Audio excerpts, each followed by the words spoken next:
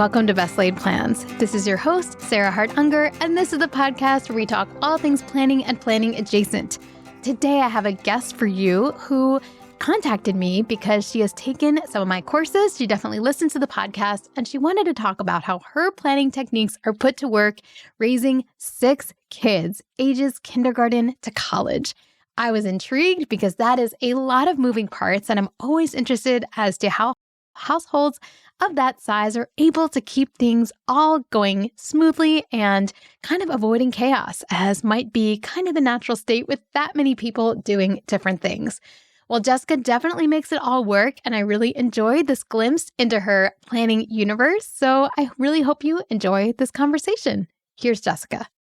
So I am here with Jessica right now, and I wanted to bring Jessica on the show because she noted that she had a unique perspective, having many children in many different age groups, and has yet figured out household logistics despite the challenges of managing, let's say, preschool and high school at the same time. So Jessica, welcome on the show.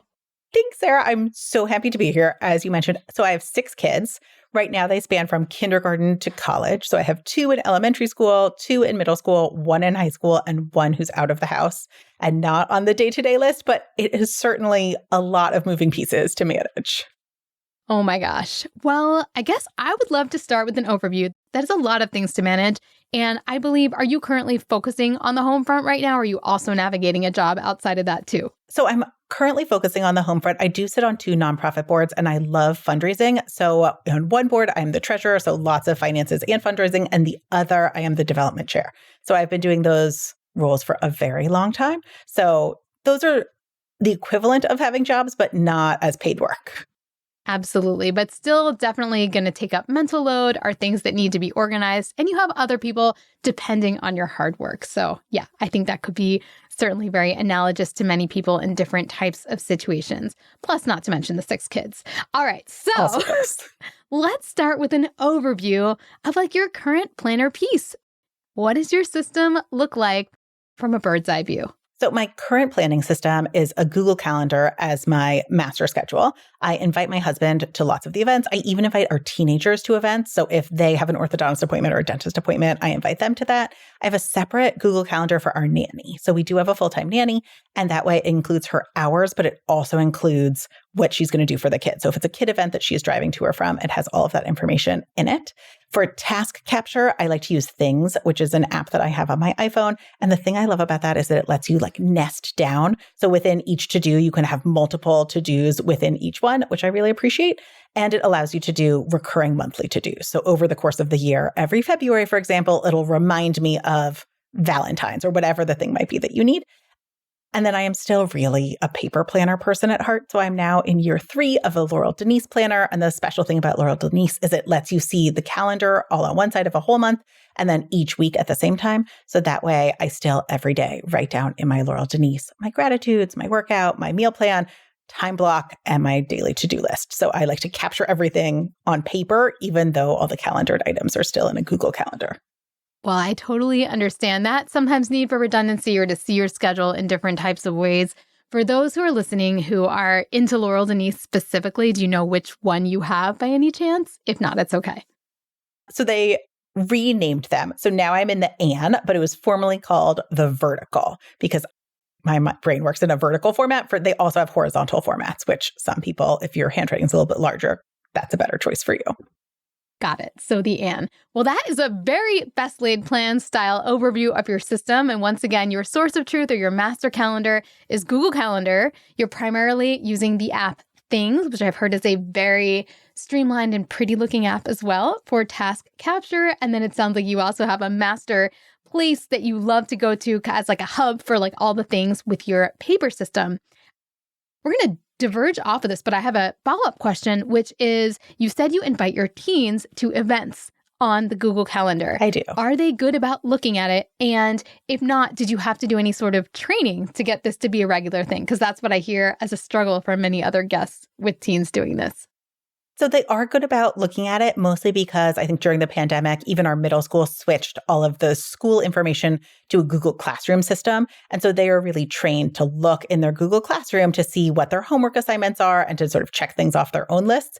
And so now they're really using their emails and then their Google Calendars that are associated with that. So that's why it works for them. I will say some of my kids, I have more success than others for them looking at things, but definitely by the time they get to high school, they're really owning their own calendar, like their own volleyball practices, their basketball games, their events with their friends. And then I ask that they invite me to things when they schedule something so that I know if they're not going to be there. Certainly we used to have babysitters for many years, but now that I have teenagers, I never schedule a babysitter for a date night. So if my teenagers are gone, that is surprising. So I like to make sure I know where they are. So they have learned to use calendar invites strategically. That is awesome. And I'm picturing your Google Calendar with does everyone's calendar show up in a different color and you can overlay whichever ones you would like? They do. So I appreciate that. And then I specifically ask my husband to not invite me to anything because that would be too many items. So it's easy for me to sort of differentiate between my nanny's calendar and if she's doing a play pickup and taekwondo and cross country, those are all one color. And then I can see the high schooler in his color and then my own personal things. Often I'll have a finance committee meeting or other board meetings overlapping all of those, but I cannot simultaneously witness my husband's work meetings. That is too much for me. Oh my goodness. Yeah. That one for me would be auto toggle off. I'll assume you're at a work meeting unless told otherwise, basically. Right. We have an understanding in our family. So we eat breakfast together every day as a family because that's our guaranteed time that we can all be together. So that's 6:30. So very early for us. And then there's a standard family dinner. So I just asked my husband, let me know if he's not going to be home for dinner. But other than that, my assumption is he can walk in the door a minute before dinner time and he'll be there. Oh, I kind of love that. A standard family dinner ritual that you'll find out if there's exceptions, but otherwise can be assumed. And does that apply to your kids as well? It doesn't. So whoever is there, I am there. And whichever children don't have events are there. And my husband's there and we eat dinner together. But that way, we're not sort of running around. So if a kid has their own event, they don't have to be at dinner and we'll save some for them or maybe they'll eat beforehand. But it allows us to have sort of the stability of a family dinner without mandating that we're all there at the same time, which is pretty hard when you have a kindergartner who's really tired and wants to go to bed early and also a 16-year-old who has their own life and activities. I was going to say it's a lot of bodies to coordinate to be all simultaneous. It is. That's why we went with breakfast because everyone is there at breakfast time. I love it. Well, how has your planning system evolved over the years? I can imagine things being different when you maybe just had 3 toddlers and young school-age children. They were obviously not using Google Calendar at that point. So take us back a little bit and maybe how you used to do things in the pre-kid phase and then the baby phase and how things have evolved to where we are right now. So my personal planner system, I studied architecture in college and in graduate school. And so I was really used to carrying around a sketchbook. So that sort of evolved from a combination sketchbook to a bullet journal, sort of back in the days before we even knew what a bullet journal was. That's where I kept my to-do list and sort of notes of things that I wanted to do. So that was really keeping me going in the early baby stages. We didn't have a nanny. I was staying home. It felt pretty easy to manage everything at once. And we still had the expectation that my husband would be home for dinner and then he would do a second shift after we put the baby to bed. And then things started to get more complicated. By the time we had 3 kids, we then also had a nanny. I was really getting involved in nonprofits and volunteering. So then we started going to the Google Calendars and inviting each other. And that has been very helpful for us, which I find. And then each kid, basically, we just add more and more layers of communication and additional time together. Ideally, on Sundays, we all meet together and sort of talk through the week and anything that's going to happen and anything that's out of the norm, even if we've invited each other, which I appreciate. So that's sort of how we've done that. Now, this year is different because my eldest is on a gap year. So she's 10 hours ahead in a time zone, which is totally different. And that has really thrown off my day-to-day, my time that I used to talk to her. I would see her in the morning, I would see her after school. And now she's calling me at 10 a.m. in the morning, right? At 8 p.m. her time. So it really has shifted sort of how I plan my days to allow more flexibility. As someone who really likes knowing what I'm doing every day, I've now just had to find time and say, it's more important to me that I'm available to talk. And her schedule is more rigid than mine. So I imagine next year when she's only a 3-hour time difference away for college, that will shift again in terms of the time that we talk. But I try to prioritize spending my time on the things that I really care about. And so for me, that's my husband, my kids, and then also my family. So being with my sister or talking to my parents, things like that. So that's sort of how I've structured my days. I love that. Well, we're going to take a quick break and we're going to be right back talking about I want to hear more about these family meeting situations with the ages of your kids. So we will talk about that right after the break. Today's episode is brought to you with support from Mint Mobile. It can be tempting to stick with what you have just because it works, meaning you might not change your phone plan even though you're paying a much higher price than is necessary. But if you can break through that inertia, you'll get a much better deal at Mint Mobile. One of my close family members did just that, and she is thrilled to be getting the same product at a much lower price. You get to bring your own phone and number, activate with eSIM in minutes, and start saving immediately with no long-term contracts and no hassle. Ready to stop paying more than you have to? New customers can make the switch today, and for a limited time, get unlimited premium wireless for just $15 per month. Switch now at mintmobile.com/BLP. That's mintmobile.com/BLP. Upfront payment of $45 for 3 months, $90 for 6 months, or $180 for 12-month plan required. $15 per month equivalent. Taxes and fees extra. Initial plan term only. Only 50 gigabytes may slow when network is busy. Capable device required. Availability, speed, and coverage varies. Additional terms apply. See mintmobile.com. Does it ever feel like you're a marketing professional just speaking into the void?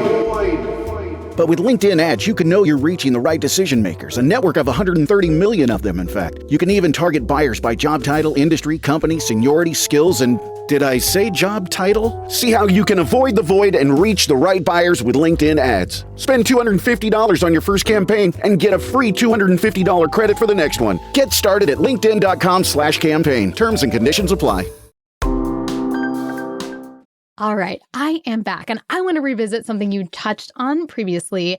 I have talked a lot about having some sort of weekly communication ritual on the podcast, and usually I recommend both a sort of indelible written or digital component plus a discussion. And it sounds like you do something like this, but how does that work with the number of people you're trying to corral and the different levels that you would be discussing these things? I'm just picturing a family meeting with like 8 people there. How does this work?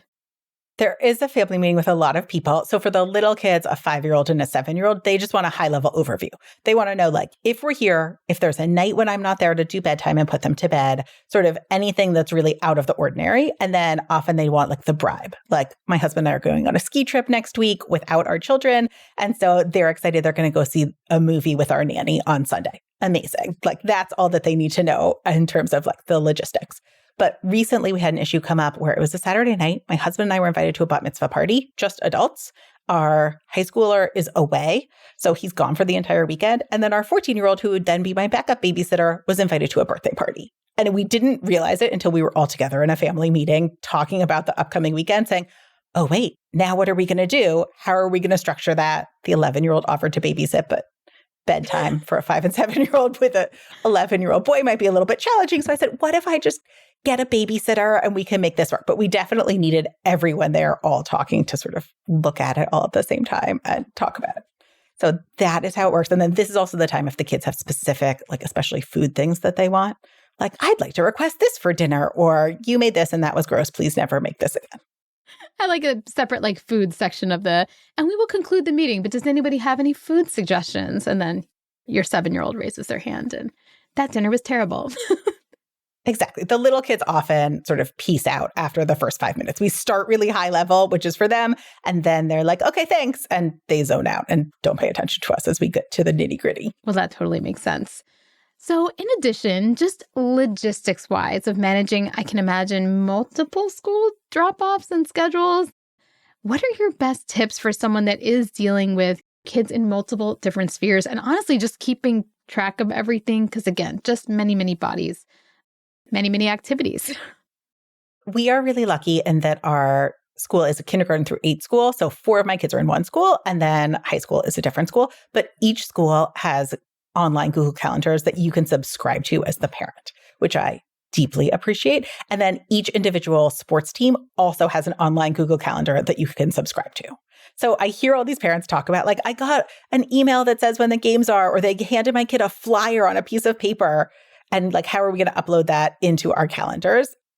we thankfully do not have that issue, but we certainly have the issue of the logistics of getting everyone out the door. And we wound up doing something a little bit crazy last year, which was often taking 2 cars because we have one child who is really on time and likes to be there early and is really excited about that. And then another child who maybe loses their shoes more and takes a little bit longer. And that dynamic in the morning was so frustrating. So as someone who loves efficiency, I was like, this doesn't make any sense. Of course, we should all go together in the same car. And then I was like, no, this is not worth it for our family peace. It is worth it for us to take 2 cars. And then even the option of taking 2 cars to drop off in the morning meant that everything went so much smoother. But we do in the afternoons often have multiple pickups. So I sort of do the standard earliest 3:30 pickup. My nanny does a 4:00 pickup. She'll do any other driving in the afternoon. Our high schooler thankfully drives himself, which is amazing. Although I will say that I know lots of parents are moving away from their kids driving right at 16. And I am a big proponent of teaching your kids independence and driving as fast as possible because then they can help and be a participant. They can drive themselves and they can drive their siblings, like on the weekends to birthday parties. I did not know there was I guess I understand the rationale behind delaying driving because it probably is from a safety standpoint. Although, yeah, I'd have to look at the data because is it being a new driver versus being a new 17-year-old driver versus a 16-year-old driver? Is there a huge difference? And maybe there is. But at the same time, yeah, the life getting easier part The life getting easier part is really phenomenal. And in California, you're not allowed to drive your peers for the first year of having your license. And so, which seems like a good rule. Yeah. Great. That makes total sense to me, but you should absolutely be able to drive your siblings to help ease the family logistics. Yes. And it's true to experience that like graduated independence versus like, oh, you haven't done anything on your own. And then all of a sudden you're in college and you're by yourself. Exactly. So interesting. Well, how about travel? I know you guys are a big traveling family. I'm still excited to meet up with you in Montana sometime since I know you. So am I. You love to ski there. And I know sometimes you go with the family as well. How have you worked that into your life? What kinds of planning do you like to do? And how has that become more of a challenge as the kids have gotten older and have more of their own stuff going on? I'm just getting a taste of that myself. So my first travel hack, which is super easy, is we put an initial sticker on the front of everyone's passport. Because being in the airport in customs, trying to find the 8 different passports and which boarding pass goes with which one is not something that I like. So that is the very easiest thing. Conveniently, we also named everyone with a different starting initial. So that worked out. Good. Good right? tip. It wasn't thought through, but it worked out for us. So I appreciate that. We are lucky enough to have a vacation house in Montana. And so we leave a double set of everything there. So everyone has all their toiletries, all their ski gear, but also like pajamas and sort of some jeans and sweaters and regular clothes. So our travel isn't that much. But when we do travel to other places, I like the buddy system. So one big kid to one little kid. And then that works like both when you're in the airport of like who's responsible or trading off like who has to sit next to the little kid, but also for packing. So then you're sort of balancing out the big, because teenager clothes are grown-up sized clothes. So you're balancing out the big kids with the little tiny 5-year-old clothes. Those things are tiny and take up like a quarter of a suitcase. That's so true. And explains why I've had more struggle every year fitting everything because the kids get bigger themselves. So their clothing actually gets bigger. My other strategy is that I keep notes in the Things app for each vacation. So because Things allows you to nest within that, it doesn't just say where we're going and where we're staying, but it has the packing lists also nested within there and also our grocery lists. So we use just not Things for groceries. We use the Reminders app that's native to the Apple iPhone, and it allows you to have multiple grocery lists and you can share them with other people. And so we have grocery lists for our vacation house. So I can remember like, oh, I don't have pasta sauce and pasta, but I do have leftover eggs from last weekend. So don't bring any eggs. But also if we go and stay at a hotel or a condo situation where I want to do a grocery order, I can remember like the last time we were in Mexico, we ate so many chips, but we didn't actually eat any of the fruit or whatever it is. So that is helpful. And then it allows me, my husband, our nanny, and any of our teenagers to add things to those grocery lists. Teenagers adding to the grocery list. I think that sounds like good and dangerous at the same time, but totally makes sense.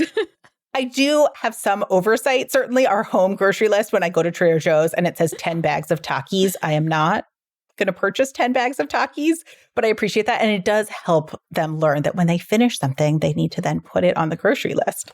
So it is good in sort of teaching that independence that they need. Yes, major life skill. Well, you've kind of already answered this to some extent because you are doing some very fun stuff with your husband and on your own as well. But how do you have any rituals around making sure, again, you are like catering to others a lot of the time. You are raising all these kids, different ages, figuring out the logistics, running the household. What do you do to make sure that you're planning in fun for yourself? Do you have any rituals around that? I do. So even though I have 5 kids at home, 1 kid is out. So I'm trying to consider myself as like 1/6 of an empty nester and follow my friends and what that means. So bringing in more joy, more things for me. So I've always been a 5 a.m. wake up person. It started, before I had children, I was a 5 a.m. wake up person. And then when I had kids, my babies woke up at 5 and they needed to nurse. And so that 5 to 6 o'clock hour, I was guaranteed as my time. Like I would nurse them, put them back to sleep. And so I've always been a 5 a.m. wake up and work out and plan and sort of get ready for my day. So I also take that time to do a little Duolingo. I know you do also. And then write down a few gratitudes for the day and see what's coming up so I can start the day on the right foot. And then also I bring in extra joy. So last year I learned to play Mahjong, which is so fun. I know it's very popular, but it's also really enjoyable. And I created a Mahjong group of friends who also have kids who are college and out of college. And to get 4 women to play Mahjong, we need 9 of us in the group because everyone, even without tiny kids, I thought we were all so busy with the toddlers and the babies, but really everyone seems to get busier also sort of in this later stage of life. So I found that to be really fun. And I'm a voracious reader. So last year I read 175 books, which is bananas. A book every other day. Even for me, basically a book every other day, yes. Sometimes a book a day. Yeah. So that is primarily what I do for fun. And then I really enjoy spending time with my family. So I live near my parents. So I like seeing my mom, getting our nails done, going out to lunch. I like hanging out with my sister and going on walks. That sounds amazing. So last kid-related planning question, and that is with your kids, do you do anything to teach or model planning techniques since it's clearly a big cornerstone of how you live your life and keep so organized? It is. So aside from them each having their own Google Calendar, so we get them their emails as early as we possibly can and start teaching them how to use a Google Calendar. But a few years ago, I did get each of my 4 kids the Jordan Page Capable Kids Planner. I don't know if she's still making it, but I want to teach them that they should write things down. And it's so much more helpful when you can see it all laid out. Certainly once you have a high schooler and they're balancing AP classes and studying for an SAT or an ACT and also sports schedules, seeing it all laid out and planning when you're going to do the work becomes really important. And so having them write things down. So my boys are much more technology based. They really want to have checklists and reminders and apps, and it's all online. And then my girls tend to use more planners and want a pretty planner and have it be colorful and maybe there's stickers, which I, of course, really appreciate. So that is sort of how we've done it. And then we also have a giant wall calendar, the Essential Calendar, which I adore. And so on the door of our pantry, you can see 3 months laid out at a time. And I use colored washi tape to block out when we're going to be gone, like my husband and I, when the whole family is gone. And so that's a great visual for teaching little kids, even like preschoolers, how to imagine time and how to imagine planning. Like, oh, I can see we're going to be away or there's no school. What should we do on that day? And it just helps them think about planning, which I appreciate. I love it. Well, this has been such a pleasure. It sounds like you guys are having a blast with your now 5 kids at home. And I know that number is just getting smaller and it probably makes you realize, how temporary these situations really are. But it also sounds like you guys run like a very tight ship. And much of that is thanks to your excellent planning techniques. Where can listeners find you if they would like to learn more about you? Thank you so much. So I'm on Instagram at stayathomeista, ISTA. And there it's everything. So it is life, planning, kids, a little bit of travel, certainly a lot of skiing since it's wintertime now. Love it. Thank you so much for coming on, Jessica. Thanks, Sarah. Well, that was so much fun. Always interesting to hear how others do things, especially others with totally different life circumstances and logistics than I have. And I just enjoyed this little glimpse into Jessica's planning strategies, as well as how her large family runs in a way that sounds calm and fun and very intentional. So I hope you enjoyed that interview as well. If you are someone who has your own planning universe figured out and you would love to come onto the show and chat about it, and especially if you have some kind of a unique setup, maybe lots of kids, maybe living in another country, I don't know, something really fun for others to listen to, contact me and we may be able to get you on the show to talk about how you make things work with all of the moving parts that are in your life.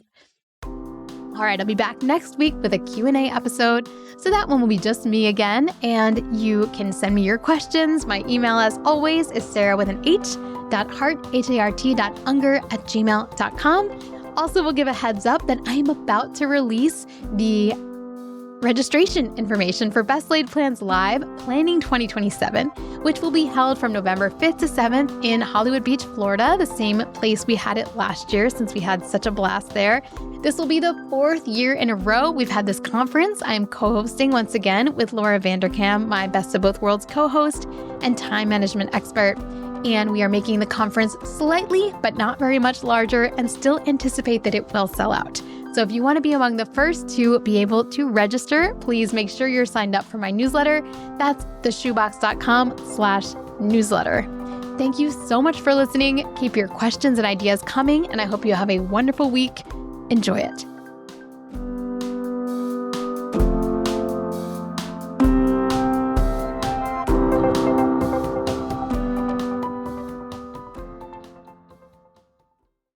This podcast is part of the Sound Advice FM network. Sound Advice FM, women's voices amplified.